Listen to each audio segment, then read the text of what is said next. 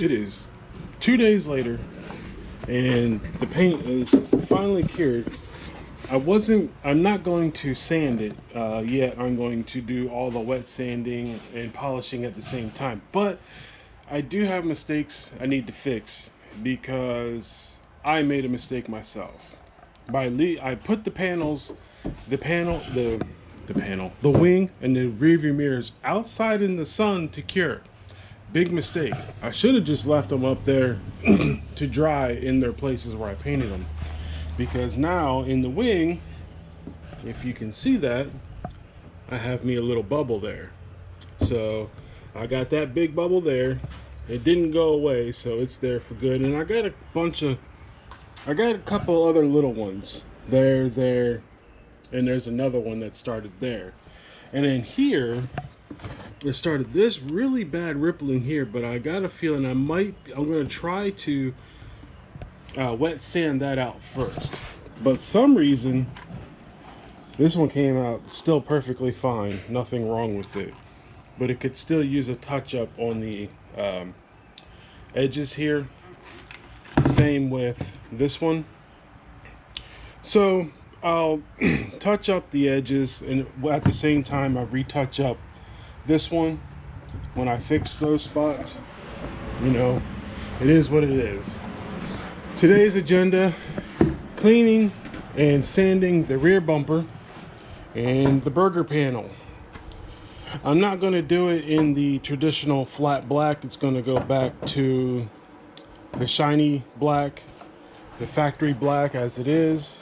As we see, the factory black has really bad orange peel in it, of course. But we're going to do everything the same it was in factory.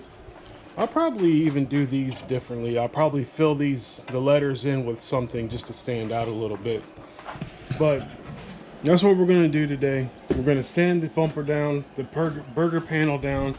We don't have to sand the front bumper down because it's brand new and it doesn't have to be prepped or anything. It doesn't have a coat of paint or anything on it.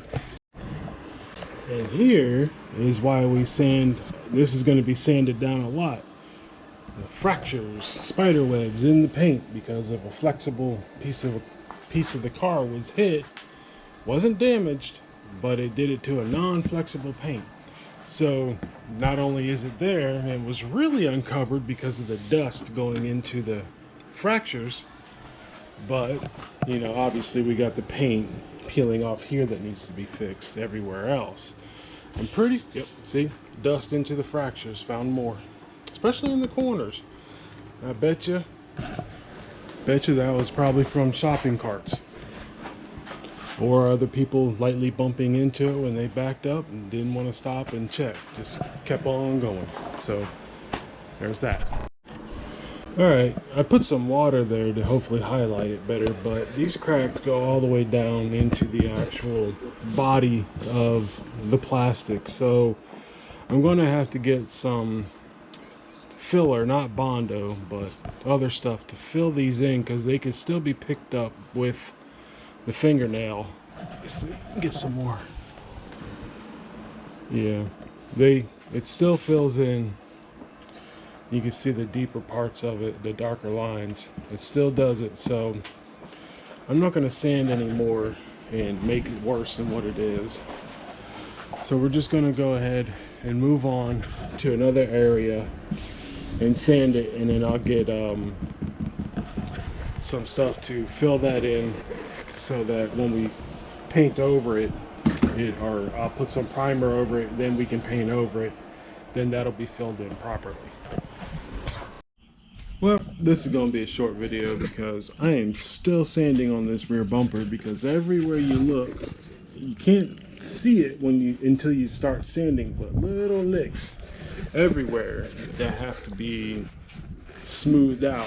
And I'm sanding into the bump, into the taillight area here, and you have these little tiny mistakes, pieces of faded paint or whatever, and you gotta sand and feather it out so yeah, and I still have this bottom side to do on the passenger side of it, But and I haven't even gotten to that panel yet, so it'll be another day of sanding tomorrow on that, but that won't be until later in the day anyway. So I'm gonna go ahead and cut this video short here because I'm just gonna be on sanding duty all the rest of the day. So thanks for watching this ever so short video. I will let you all know how it's going. Like, comment, and subscribe for me, and I'll see you later.